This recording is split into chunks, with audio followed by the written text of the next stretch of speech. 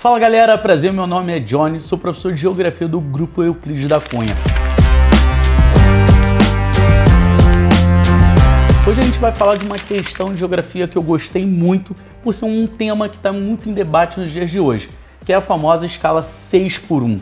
Você que fez o primeiro exame da UERJ, teve uma questão que me chamou muita atenção, que foi a questão 51, no qual trata-se de 3 textos em 3 momentos históricos do Brasil. Uma em 1888, logo após a abolição da escravatura, e a outra foi em relação a 1962, muito próximo ali pelos movimentos sociais que estavam ocorrendo no Brasil, como exemplo a Liga Camponesa.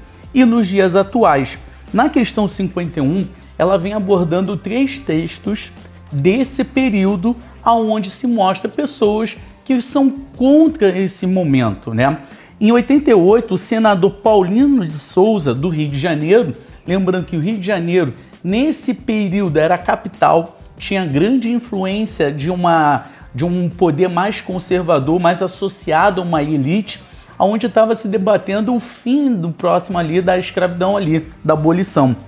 Onde no texto, onde você pode estar acompanhando, ele vem falando assim, produtores da região, e está falando dos produtores de café, muito forte naquela época, que era contra a questão da abolição. E aí ele fala assim, outros produtores da região têm o dever de me colocarem como resistência, a resistência à abolição, em que faltaria a mão de obra escrava e teria um custo elevado dessa mão de obra trabalhadora no campo, beleza? E pode se associar, Johnny, e um embranquecimento, trazendo imigrantes para o Brasil. Não foi o caso do Rio de Janeiro. Os imigrantes foram em grande número, muito maior para São Paulo. Tivemos no Rio de Janeiro? Sim, mas a mão de obra escrava era muito forte no Rio de Janeiro. Então você percebe que um senador é contra a abolição por conta da falta da mão de obra que poderia estar fazendo. Em 62, por conta da proximidade ali dos movimentos sociais no campo, reivindicando direitos trabalhistas, também existe uma oposição do senador Mendes Sá, do Rio Grande do Sul, que logo no começo da frase ele fala: o Brasil ameaça explodir. A ideia é de dar poder ao povo, de dar direitos que eles merecem.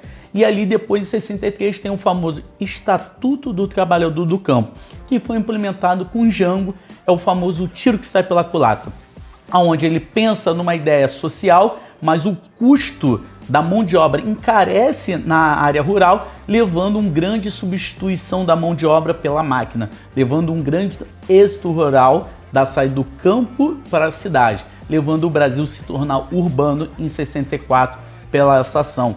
Jango pensou em uma melhoria, mas na verdade encareceu a mão de obra, no qual os latifundiários substituíram essa mão de obra.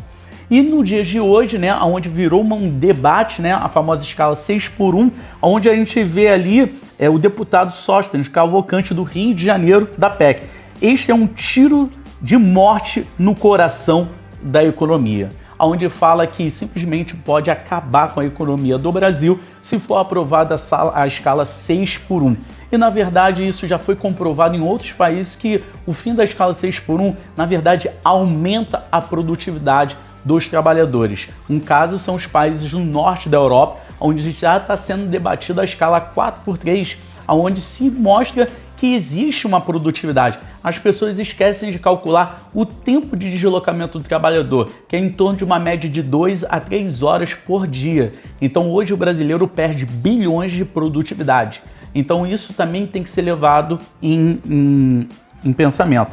E aí a questão fala, diante do tema do trabalho, as reações apresentadas pelos parlamentares em 3 contextos históricos distintos têm em comum o seguinte aspecto: dentro das alternativas que é a melhor que se encaixa é a questão C, a mobilização, né, desses senadores, desses representantes da direita mais conservadora, da retórica do caos, que se for aprovado os direitos dos trabalhadores, o caos vai ser instalado. Então estamos no ano 2026 e não temos nenhum caos, e sim uma evolução nas questões sociais. E esse foi mais um Euclides Comenta. Curta, comenta e acompanhe a gente aí nas redes sociais.